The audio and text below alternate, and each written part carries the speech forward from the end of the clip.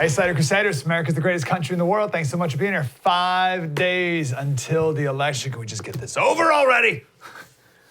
I realized a very obvious thing yesterday.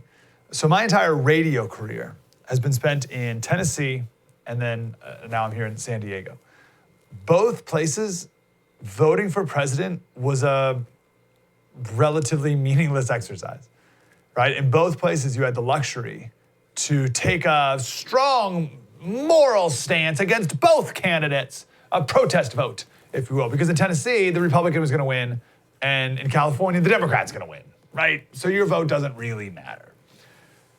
And I realized yesterday, and I apologize for this TV show is a national TV show, and you may be listening in Michigan, but so like what I've been doing my whole life has always been framed politically, or presidential, has always been framed by the fact that it doesn't really matter one way or the other.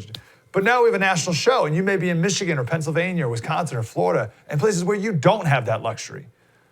And places where people in Tennessee and California are really counting on you to do the right thing. There's a very different calculus at play than one that I've ever had in my life, personally. So I want to address what I think is the biggest stumbling block for a lot of people. The number one argument against voting for Trump that I've heard is people say he's an immoral person, and I can't vote for an immoral person. So for the next couple minutes here, I want to give you my response to, I just can't do it.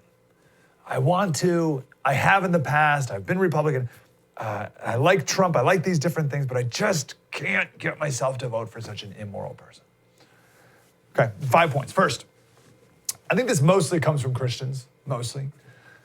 So true Christians, compared to Jesus, we're all depraved, terrible, sinful people constantly. So be careful of the comparison game, right? Because a lot of times, this isn't all people, but a lot of times when they say, oh, I could never vote for someone so immoral, someone so different from me. I could never vote. Right? I could never lower myself to the likes of someone like him. He's so immoral, and I am so perfect and pure. Right? That tends to be, for a lot of people, not necessarily you, but for a lot of people, like the rest of that sentence, that goes unspoken. And that's some dangerous ground to be walking on. So tread carefully there. Be careful of the comparison game. Second, Trump's not a Christian. Or at least wasn't, when a lot of the things that people judge him for doing, right? He at least wasn't a Christian. And you can't hold people who aren't Christian to Christian standards. Now, obviously there's nuance here, right? Like you can't murder someone. Everyone should understand the biblical truth that you can't murder someone. But in a marriage, for instance, there's a biblical way to have a marriage. And you can't expect someone who's not a Christian, who doesn't know the Bible, to live by those standards, right? How can you condemn a non-Christian husband for not loving his wife as Jesus loved the church, right? Like that person doesn't have the vocabulary for that, doesn't have the understanding of that, doesn't have the training for that. It doesn't make any sense. So people look back like, oh, he's so immoral. And like, seriously, I ask people, like what? Like, what do you, well, Stormy Daniels. He slept with porn stars? By the world's standards, by pop culture standards, by the left's standards, that's awesome and should be encouraged and celebrated, and was encouraged and celebrated for his entire life and in every other person's life, right? Kim Kardashian's back in the news a lot lately, and like, don't forget, like, first of all, Kim Kardashian was Paris Hilton's assistant, which is like a weird thing. But both of those two ladies were famous for sex tapes. We celebrate Cardi B and all the rest, but all of a sudden, we have a biblical standard for our society that we need to impose on everyone for their entire lives. Like, not buying that. Okay, makes sense? So first, we're all sinners. Second, Trump wasn't a Christian when most of these things that he's done, he's being judged for. Third, what's the blatantly sinful thing? Not all sins are the same. What's the blatantly sinful thing that he's done in office these last 4 years? Well, let me word it like this. The sins that you accuse him of doing back when he was, with Stormy Daniels, is he doing those still? Someone told me yesterday, oh, Slater, he's greedy. Okay, and you're not? I'm talking about things that are beyond the pale, just like outrageous, egregious sins. Is he hooking up with strippers in the White House? Is he manipulating interns in the Oval Office? Like Bill? Is he full on raping women in the White House like JFK? JFK is a really sad story, actually, his childhood and everything. But like one of the most certainly sexually depraved people, like the things he did in the White House would make Harvey Weinstein blush. Like horrible, horrible thing. So what's the sinful thing, the really like egregiously sinful thing that this president has done in the last 4 years? Greed, pride. And that leads to my fourth argument. Pride is the game we set up, right? We created this game called Who Wants to Be President? And in this game, we do not look for the most revered statesman or the most effective and humble leader of men. Someone who has distinguished themselves in honor and righteousness, in international affairs and military excellence. No! We created this game where we look for the biggest boaster, the biggest self-promoter. We look for the most prideful person. And we look at that person, we say, oh yeah, they're most qualified. That's the game we set up. And then we elect the biggest boaster in America and we're surprised. And then we hold it against him? That doesn't seem fair, right? So we set up this game where to win, you have to boast and tell everyone how amazing you are all the time. And then we say, oh, he's so boastful. It's terrible. If the game was who is a good, humble leader, then Scott Walker would have won the 2016 primaries. They wouldn't even had a primary. They just would have been like, oh, Governor of Wisconsin, Scott Walker, you're a great guy. Like, you should just win. He was the first to drop out. Like, he clearly should have been the guy who the Republican Party picked, right? But that's not the game. We set up this game.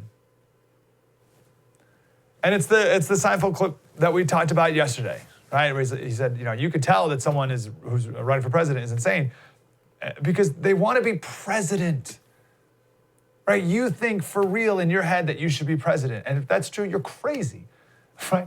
Who should be the most powerful person in the world? The commander-in-chief of the armed forces and the leader of the free world. I gotta say, sounds like me. Seems like something I would be good at. I can't think of anyone better than me. Like, you're insane. You're an egomaniac. And that's the game our culture has created. If you don't like the outcome of the game, you gotta change the game. I think of it like an engineer. We, the people, made a machine, and it makes widgets of a certain size. That's just what the machine does. And then the widget comes out, and we blame the widget for being the wrong size or whatever. You don't blame the widget. The widget is just the result of it. It's the machine's fault. And we made the machine. I'd love to remake it. But I don't think you can blame the person who won the game that we made. Make sense? And then, what was that, number 4? Number 5 is, I hear a lot of this stuff about how Trump hasn't done enough to heal the nation. He hasn't done enough to unify the nation. I don't buy that. That's a media creation. The disunity is a media creation. When we take COVID, his address to the nation on March 11th. I got the ending here. This is the last part. This is the last part of it. Oval Office speech, right? No nation's more prepared and more resilient than the United States. We have the best economy, the most advanced healthcare, the most talented doctors, scientists, and researchers anywhere in the world. We are all in this together. We must put politics aside, stop the partisanship, and unify together as one nation and one family.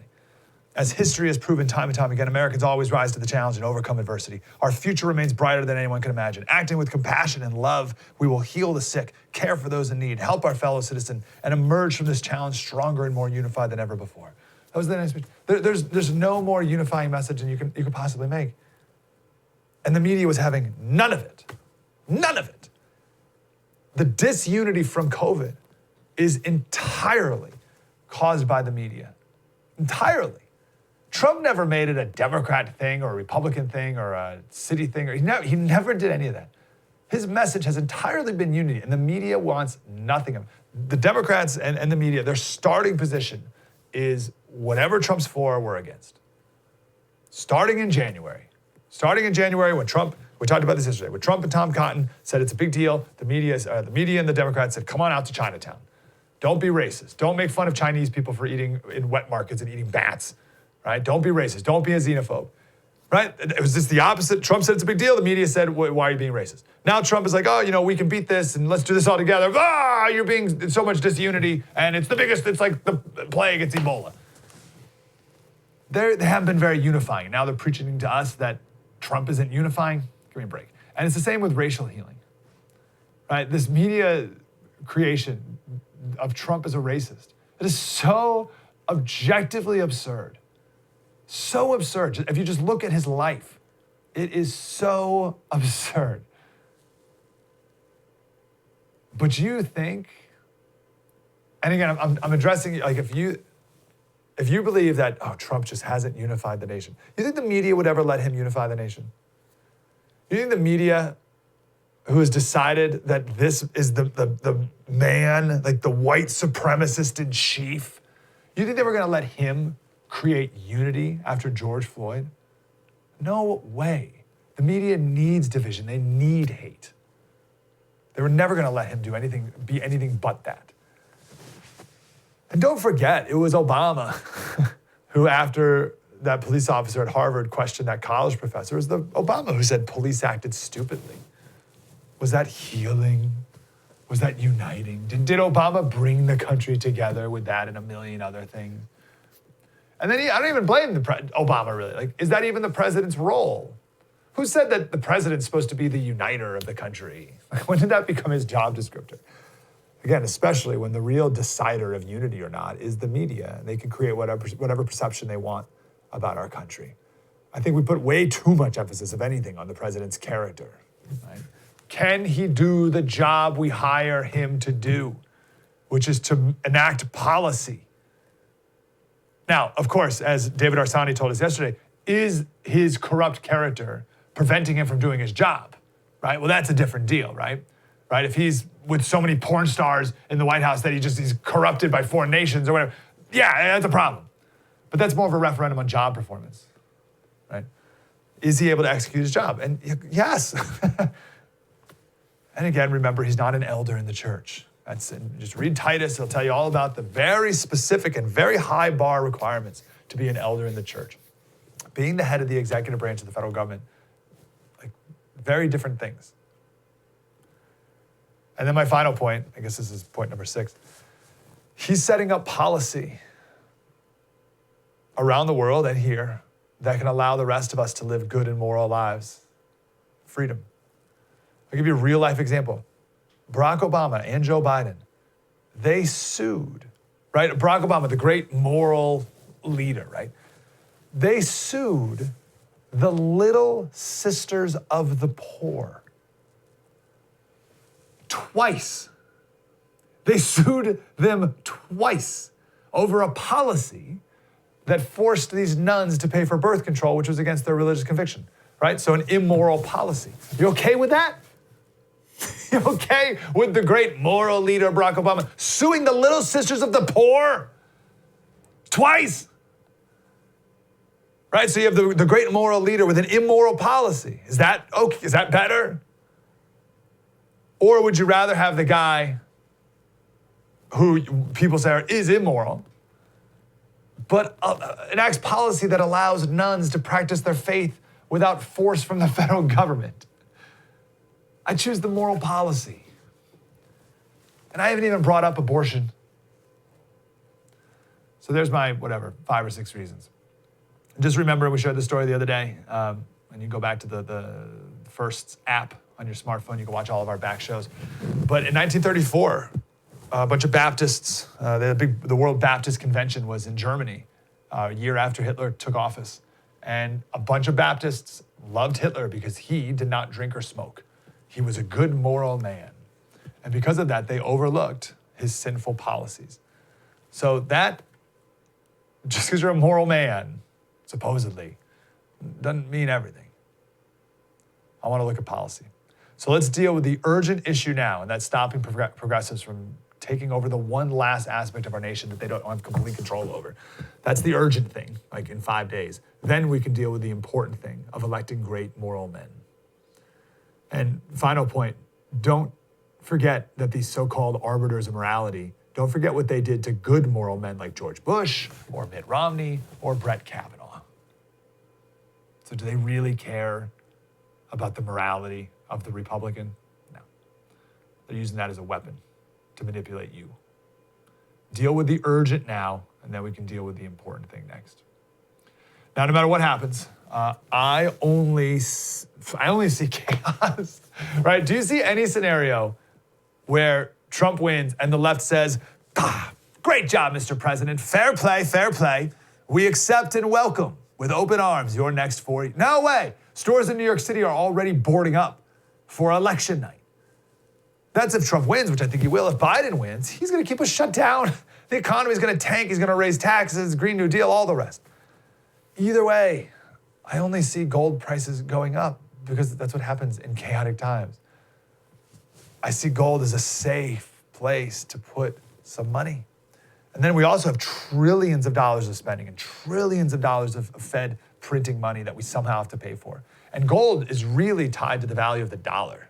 That's the real, right? So, and the value of the dollar is losing every single day. Can't print gold. Can't print it. Only so much of it. All the gold in the world can be melted and fit into a tennis court less than 10 meters high. That's amazing. That's it.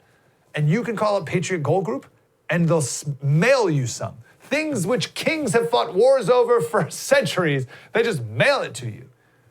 So how do you get it? How do you get that gold in your hands as quickly as possible? Patriot Gold Group. I've talked to all their top executives and 2 of their advisors. And they just, when you call up, the people who pick up, they say they've never seen anything like it. They've never seen anything like it. People buying gold and silver like never before. And you can have it in your hands before all this hits the fan on like Tuesday. Patriot Gold Group. When you want to sell, you just sell it back to them, no commissions, no fees, which is awesome.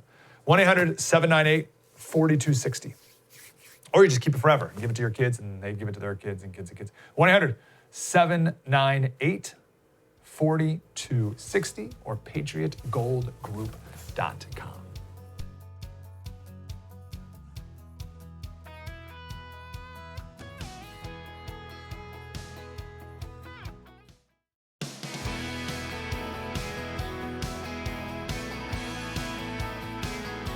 Hey, Slater Crusader. So there's a lot of reasons why I think Trump's going to win. But the post-mortem on it all is going to be the enthusiasm gap. That's what everyone's going to be talking about on, well, let's say Wednesday, but whenever the dust finally clears.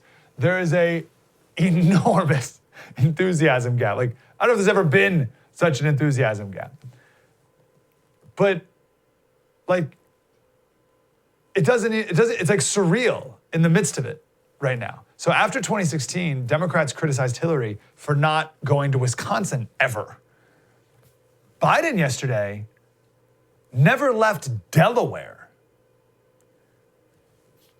Like, right, so it's like one thing to say, oh, Hillary, like you spent too much time in Florida or too much time in Pennsylvania, whatever, but you didn't go to Wisconsin, right?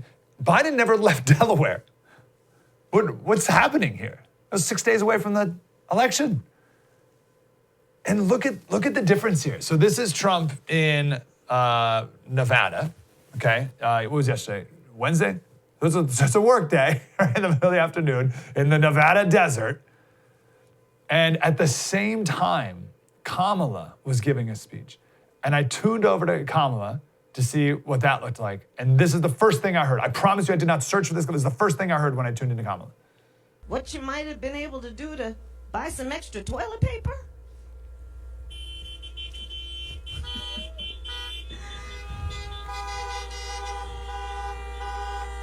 The American people were lied to by the President of the United States. And let's be clear about something. The President of the United States is also the Commander-in-Chief, who has then as his highest responsibility to concern himself with the health and safety of the American people. And on that count, Donald Trump failed. He failed us. He failed the American people.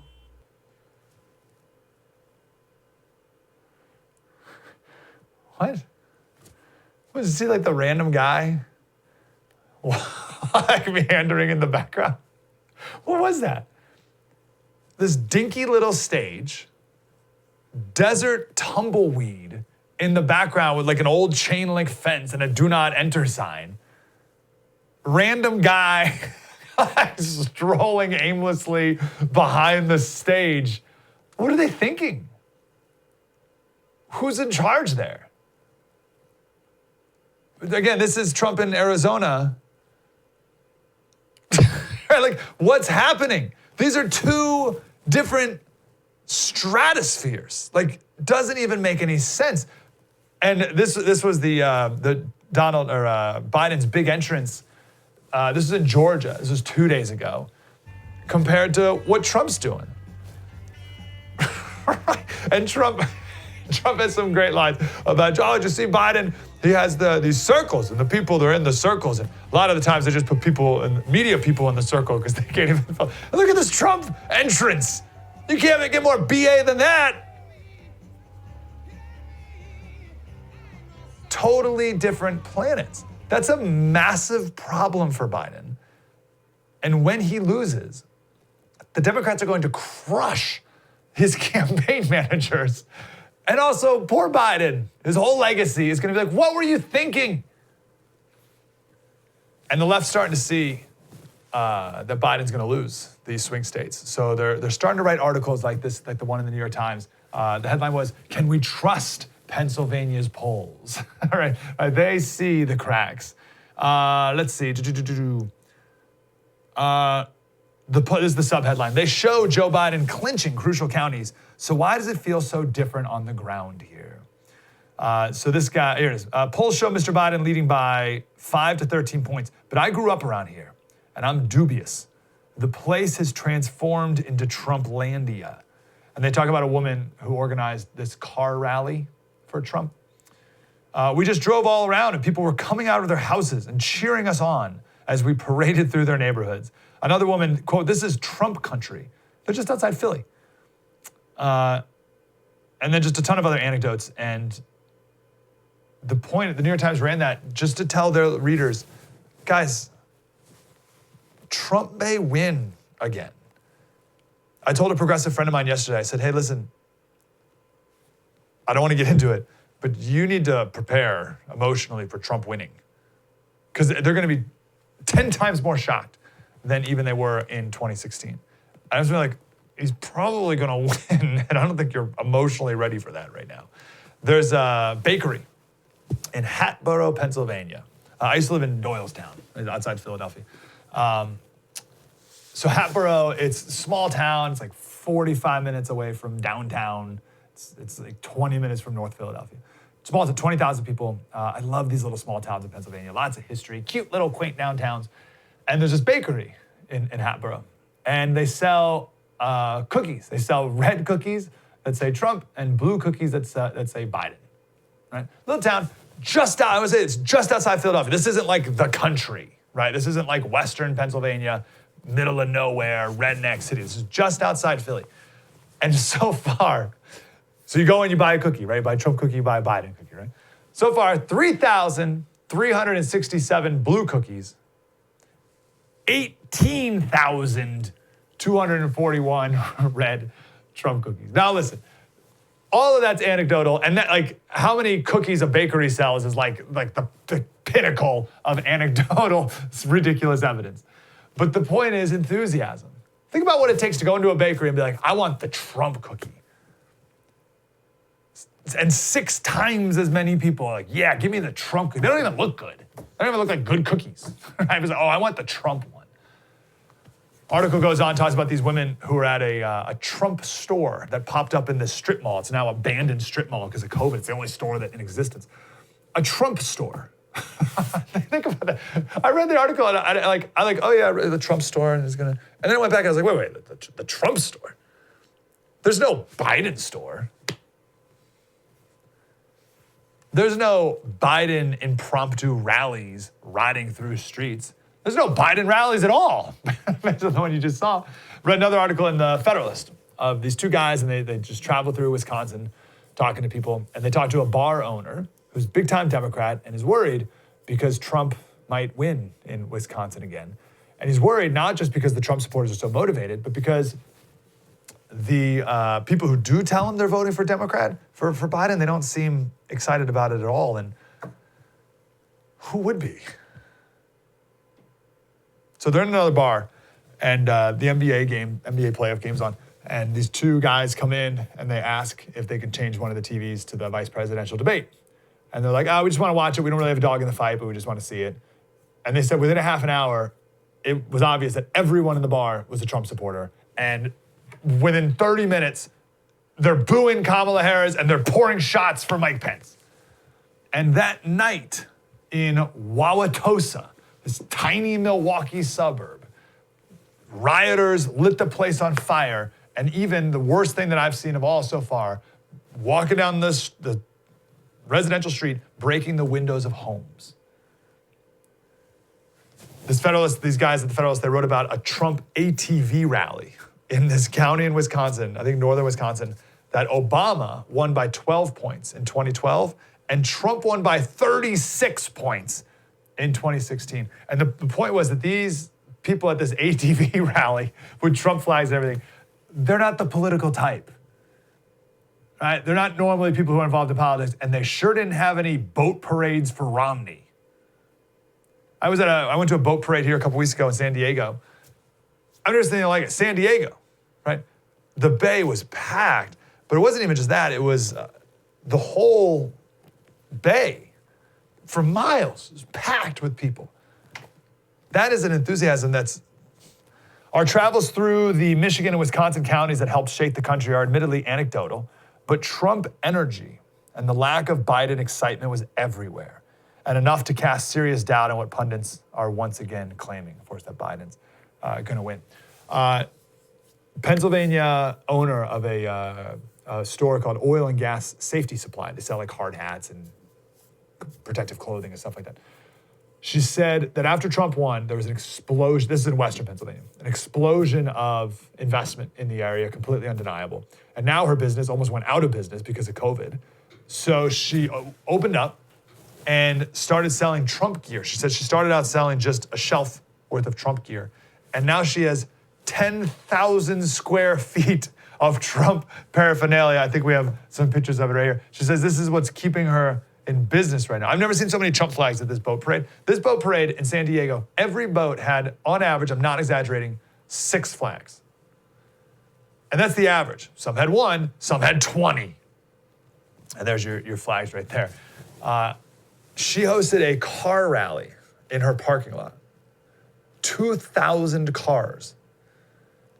No one spoke. There was nothing there. You just go.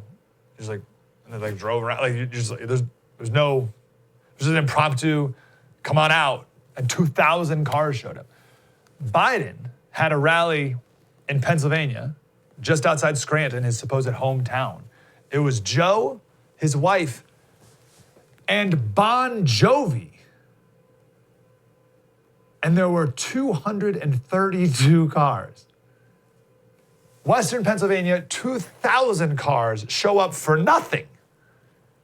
And in Eastern Pennsylvania, 232 cars show up for Bon Jovi. Now listen, again, comically anecdotal, these stories. And all matters who shows up to vote, of course. But the postmortem of it is going to be, what were the Democrats even thinking? And that's why I'm not worried about Tuesday at all. True story. Mike Slater, spread the word. Coming up, I want to talk about what if it's real close? All that being said, what if it ends up being close? We'll go through all those scenarios. It's next.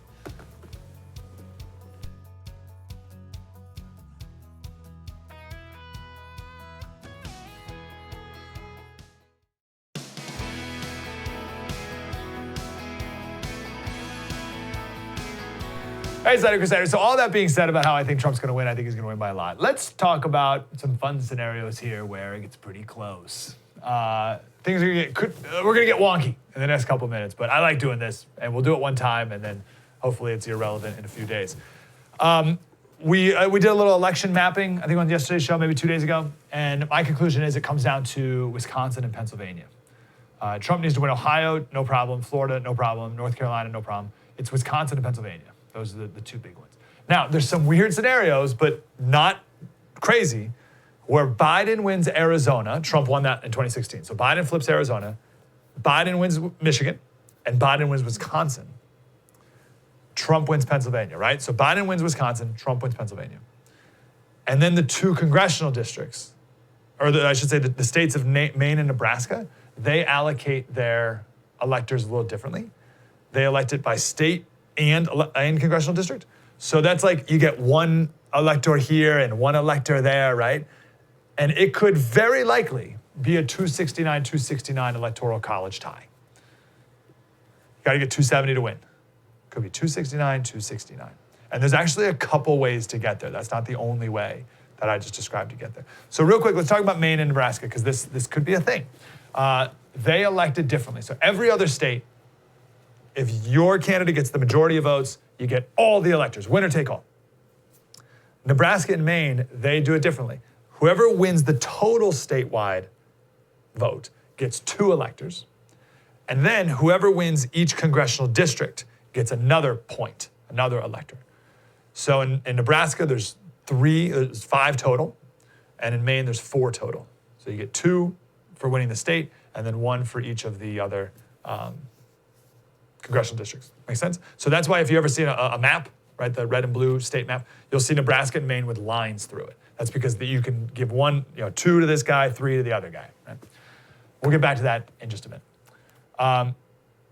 If that happens, right? If it's a 269 tie, or if we don't even know who won Michigan. Like there's such chaos and craziness, like we don't even know who won, and no one gets to 270. Then the Constitution says it goes to the House of Representatives to decide. Now, your first thought is, crap, Nancy Pelosi runs the House. The Democrats have a majority of the House. I think we have like a map here. You can see the Democrats have, does it say here on it?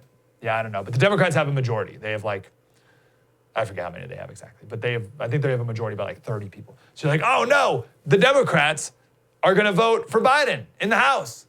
That's not how they do it. They don't vote 1 vote per congressman. They vote to break the tie by state delegation. So California has 53 congressmen. Almost all of them, I think 47 of them, are Democrats. So the California delegation gets together and they vote together on who they think should be president. Biden wins, that's 1 vote for Biden. From the state of California, 1 vote. Alaska, all of their representatives get together. Do you know how many congressmen Alaska has? I learned this yesterday. 1. Alaska has 1 congressman. That's it. He's a Republican. So he gets together. He votes for Trump. That's 1 vote for Trump from Alaska. So far it's tied. California 1, Alaska 1. And every state does that. So New York has 27 congressmen. 6 are Republican, 21 Democrats. They get together, they vote for Biden. Boom, that's another 1 vote for Biden. Oklahoma, they have 5 congressmen. 4 Republicans, 1's Democrat, they vote for Trump. That's 1 vote for Trump. Make sense? So all the 50 states do that. Now, even though the Democrats have a majority of the total congressmen, right now, of the state delegations, 26 of them are controlled by Republicans, 23 of them controlled by Democrats, and 1 of them is a tie. So that means by state delegation, Trump would win by 1. Right? Now, we talked about this about a month ago. I brought this up, same thing, same story, just to kind of get mentally prepared for it. I was wrong about something. I thought that it was this Congress that would vote. I was wrong. It's the next congressional delegation that would vote. So it's the winner of this, right? So the new congressman would go in. Right? So that means if 2 of the congressional delegations that are currently held by Democrats flip to Republican, then we have, ladies and gentlemen, a 25-25 tie in the House. And that's never happened. And it's pretty darn likely. Pennsylvania is the tie.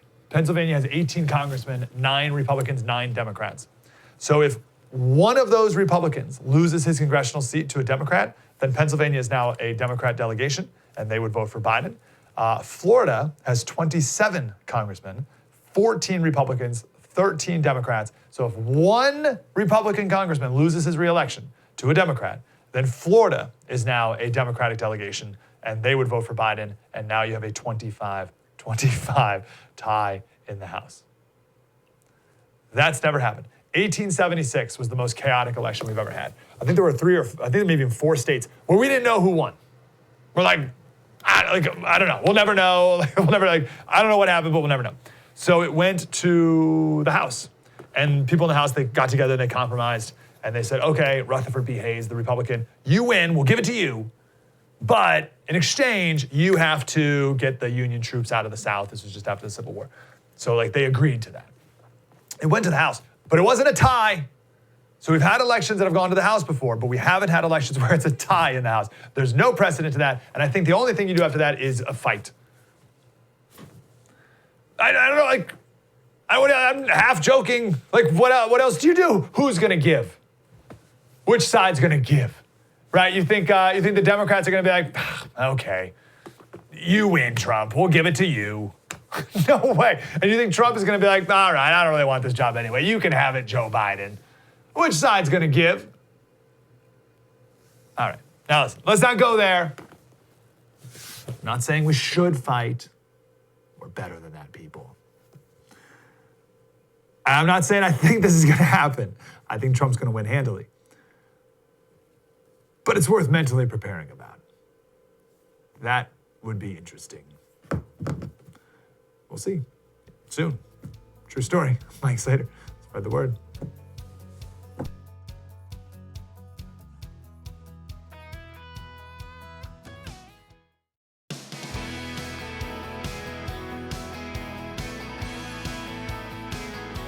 Hey, Slater Crusaders. This segment here ties back into our very first segment, right? So the first segment was about my counter to the claim, I can't vote for such an immoral man as Donald Trump, right?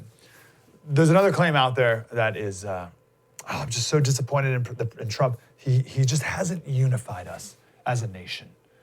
You know, he had these opportunities to unify us and he didn't do it. I brought that up with David Harsanyi from the National Review the other day. Here's what he said. It is a fantasy that we've ever, it's a fantasy that we've ever been this big, happy family and that there's been unity. That's just nonsense. It's just that when people in power, like when Barack Obama's in power, suing nuns, compelling people to do all kinds of things, ramming through Obamacare, hardly being able to do it, having to use all kinds of legislative, parliamentary, shortcuts to do it. Then we're not divided. No one talks about division, But when Donald Trump becomes president and has the same power that Obama, not any more power than Obama had, all of a sudden everything's falling apart. It's because one side is they've been acting hysterically. Every time they don't get what they want, they think something's wrong with the system. The system needs to be fixed. Trump brought this up. I think it was in the 60 Minutes interview. And he said, listen, you guys asked me all day to denounce white supremacy.